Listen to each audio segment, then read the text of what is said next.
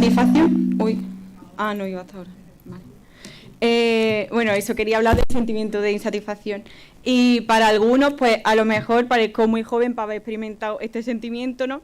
Como que algo que todavía no me toca, que el desencanto con la vida pues viene cuando eres un poco más mayor. Pero la realidad es que hace algunos años me empecé a sentir así, como un poco carente de sentido, ¿no? Que nada me llenaba mucho, que cosas que antes a lo mejor disfrutaba más, me costaba más disfrutar.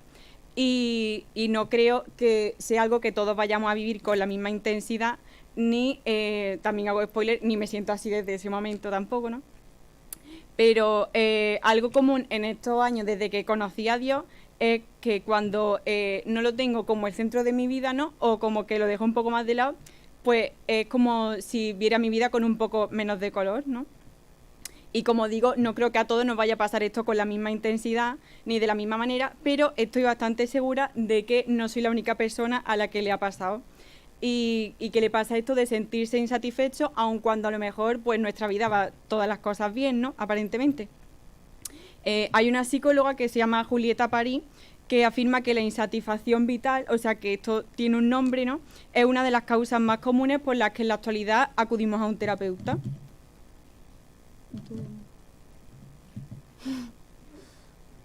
Bueno, me da igual que no, si no se ve el PowerPoint. Entonces, bueno, que creo que igualmente hay cosas que objetivamente afectan a que estemos mal, ¿no? ¿Qué? No, esta nomás, está bien. Gracias. Que hay cosas que objetivamente afectan a que estemos mal, ¿no? Como situaciones de una enfermedad o la muerte de algún familiar, alguna crisis, que son situaciones que objetivamente y naturalmente nos afectan y suman para que estemos mal. Y también creo que hay cosas que ayudan a mejorar o a tratar esta insatisfacción, ¿no? Como, por ejemplo, un especialista que nos ayude a enfocarnos en las cosas importantes de la vida, ¿no? Y en el ser más que en el tener, que en esta sociedad que estamos ahora, pues está un poco cambiado eso.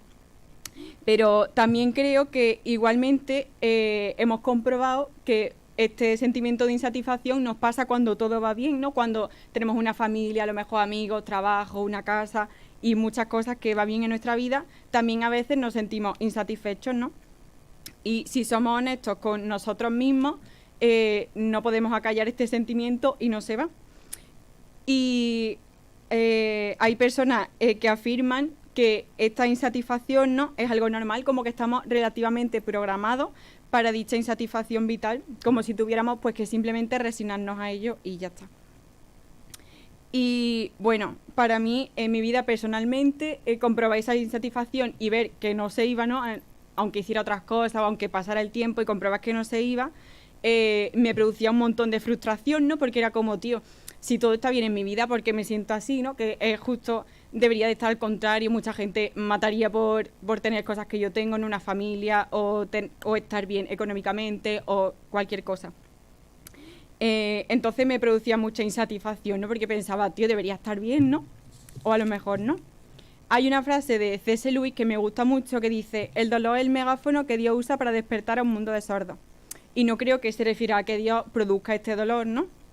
En nosotros, pero creo que sí que nos deja pasarlo y experimentarlo para aprender cosas que son muchas veces más importantes que el mismo sufrimiento. Y también quiero hacer un paréntesis.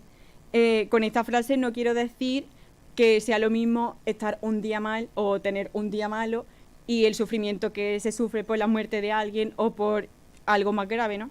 Pero creo que esta insatisfacción, según el grado en el que se viva y también en todas las cosas que puede derivar a largo plazo, sí que puede conllevar indudablemente un dolor. Y simplemente pues quería extrapolar esa frase a cómo Dios usa esta insatisfacción para despertarnos de alguna manera también. Y bueno, pues al final me preguntaba que si la mayoría coincidimos en que este es un sentimiento que nos llega en mayor o menor medida a todos a lo largo de la vida, pues y si el problema es de fondo, ¿no? Y si realmente tenemos una tara a los seres humanos de serie que de verdad pues no podemos arreglar. Pero ¿y si no tenemos que resignarnos a vivir así, ¿no? Y si has sido creado para conocer a tu creador y relacionarte con él, y ahí está la respuesta a esa insatisfacción. Y si las circunstancias no fueran determinantes y se pudiera tener gozo en medio de la pobreza o en medio de la exclusión social o en una mala situación, ¿no? El apóstol Pablo, en su carta a los filipenses, bueno, pues ya lo he dicho.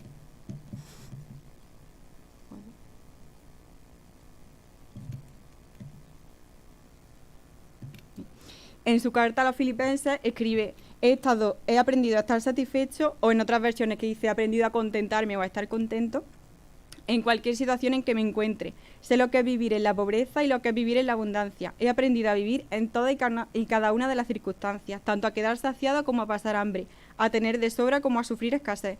Todo lo puedo en Cristo que me fortalece.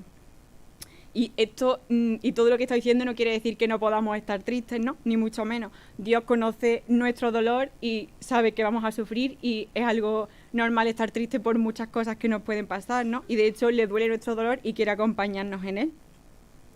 Pero esto lo escribe Pablo desde una situación seguramente de sufrimiento, porque estaba en la cárcel en este momento que escribe esta carta. Y seguramente ni siquiera una cárcel como las que conocemos ahora, ¿no? Porque era una cárcel de Roma del siglo I que seguramente era mucho más hostil que ahora mismo las cárceles.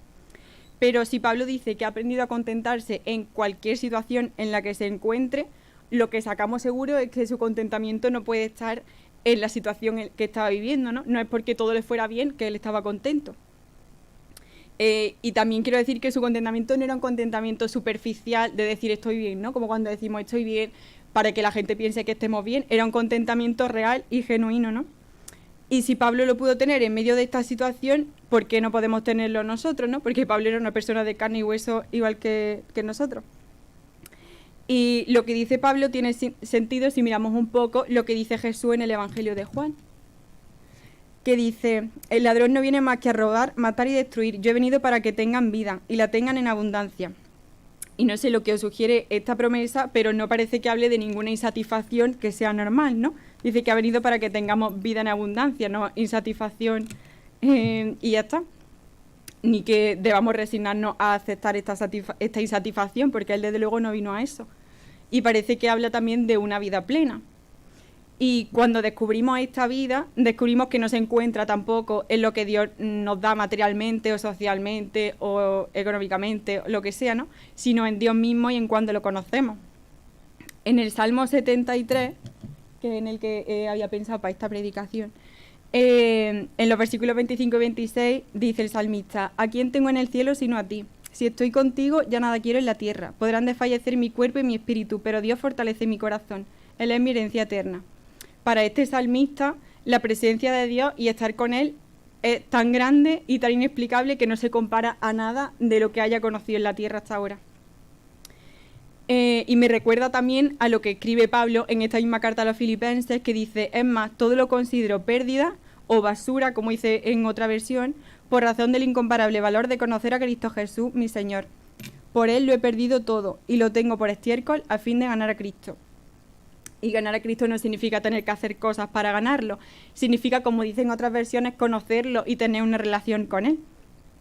El apóstol expresa que para él nada se compara a conocer a Cristo.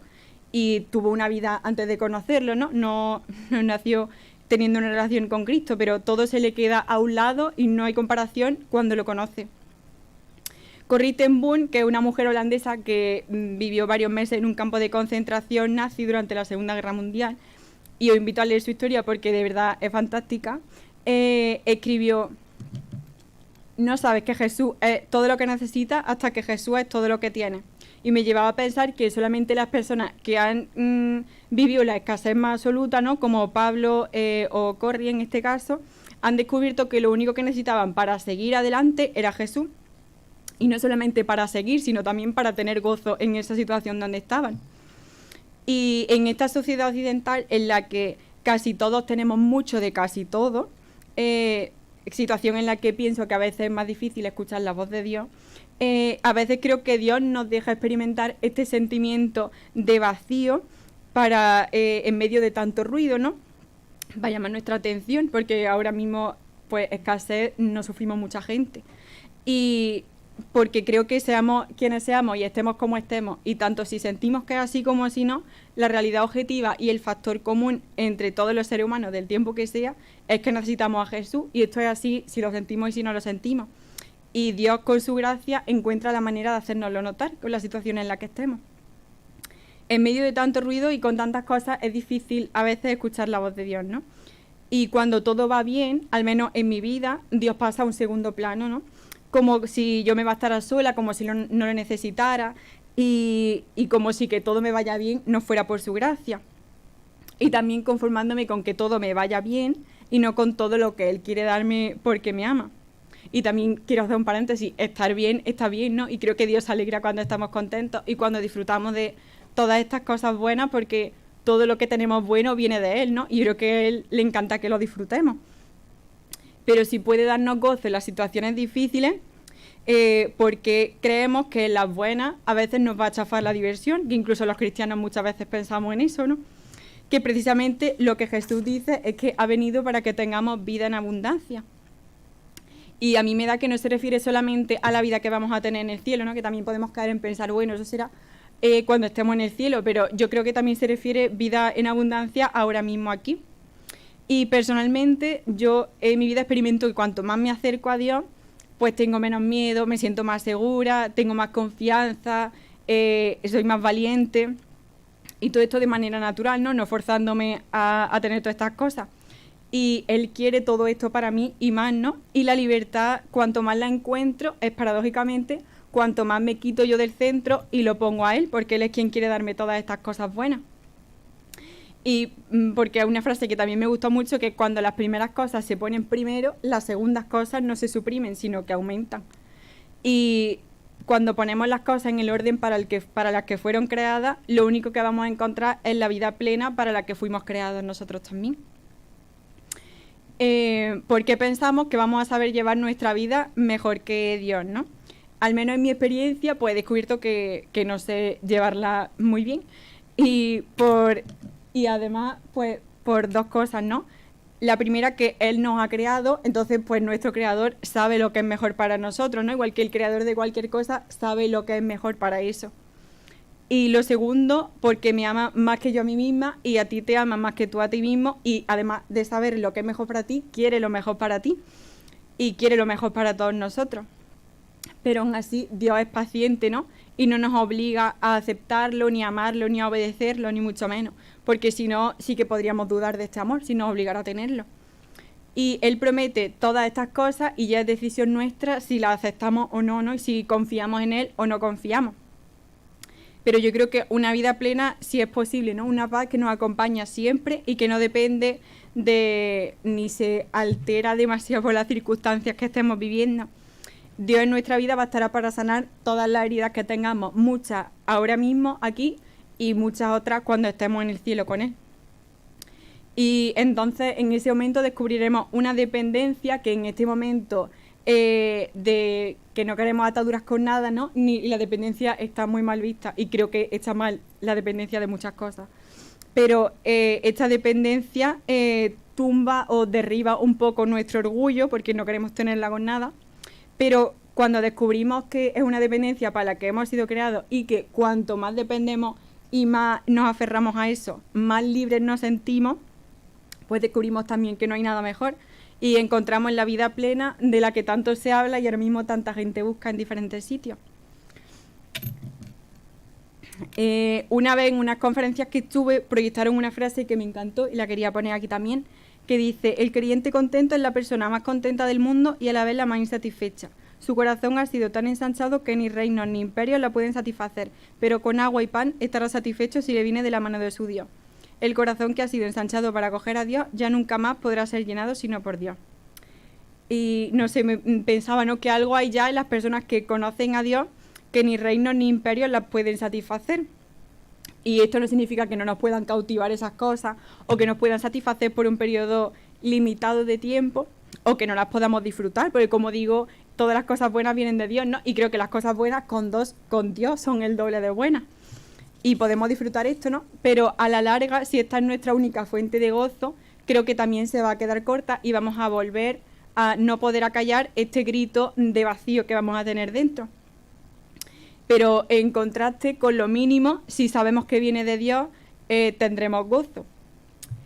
Y bueno, el otro día, pues de madrugada y pensando un poco en todo esto, me hacía una pregunta con una frase que se ha repetido mucho, que es de un eslogan de IKEA, y a lo mejor ya estaba un poco delirando porque era tarde, pero la frase es una frase que dice: no es más rico quien más tiene, sino quien menos necesita. Y pensándola, me la hacía en forma de pregunta, ¿no? Decía, para mí misma, ¿no? No hablo con nadie. Pero pensaba, ¿quién es más rico? ¿Quién tiene más cosas y quién necesita estas cosas para ser feliz? ¿O quién necesita poco para ser feliz, ¿no? Con quien poco experimenta esta misma felicidad. Porque al final creo que el sentimiento de felicidad, cuando es genuino, es el mismo si es por haber ganado la lotería o si es por cuando te estás riendo con alguien que amas, ¿no? Creo que si es genuino es el mismo sentimiento. Y esto llevado a largo plazo, no en un momento concreto, pues me lleva a preguntarme, ¿quién será más feliz? ¿Quién necesita muchas cosas o grandes cosas para sentir esta plenitud? ¿O quien tiene la capacidad de sentirla, sean cuales sean las circunstancias? Y esto no es una llamada al minimalismo, ¿no? Por mucho que no hiciera falta aprenderlo, y creo que en parte está muy bien, pero no es solamente eso lo que quería decir, sino que es una llamada a quien nos da ese contentamiento en cualquier situación en la que estemos, ¿no? No en un momento concreto, sino un contentamiento tanto si pasamos escasez como si tenemos en abundancia, como si estamos yendo a comprar, como si estamos tomándonos un refresco con un amigo o como si estamos en una mansión lujosa. Porque es un gozo y una paz que sobrepasa todo entendimiento y que nos acompaña siempre. Y bueno, según Google, y por sorpresa para mí, esta frase se le atribuye a San Agustín, aunque otras fuentes dicen que a Buda. Pero bueno, en cualquier caso me cuadra que fuera San Agustín, ¿no? Pensando un poco en esto, ¿no? Que solo necesitamos una cosa, ¿no? Pero no es una cosa cualquiera, evidentemente, es algo que da la vuelta a nuestro mundo, ¿no? Y como dice C.S. Lewis, es que hubo en el mundo un pesebre y en ese pesebre algo más grande que el mundo, ¿no? Lo que entra en nuestra vida. Y bueno, para ir finalizando también, y por si hay lugar a dudas, que algo que se me venía también a la mente pensando en todo esto, pues no me gustaría dejar de decir que creo que Dios no quiere que lo conozcamos a Él y que este gozo que nos da nos lo guardemos para nosotros mismos, ¿no? Y nos aislemos porque pensemos, bueno, ya no necesito nada más, pues me puedo aislar y no estar con nadie y no compartir esto con nadie, porque ya no me hace falta nada. Que si por lo que sea esas son las circunstancias que nos tocan vivir, por cualquier cosa, pues esa promesa sigue vigente y promete llenarnos igualmente, ¿no? Pero Dios nos ama para que no nos lo quedemos para nosotros, sino para que este amor nos transforme y nos vaya perfeccionando y vayamos amando a otros también y vayamos comunicándole estas cosas a otros y amándolos también. Y es solamente en la relación vertical que tenemos con Dios que podemos amar horizontalmente al prójimo, ¿no? De manera genuina. Y por último, pues me gustaría volver a leer el fragmento del Salmo 73 que he leído antes, que dice: ¿a quién tengo en el cielo sino a ti? Si estoy contigo, ya nada quiero en la tierra. Podrán desfallecer mi cuerpo y mi espíritu, pero Dios fortalece mi corazón. Él es mi herencia eterna.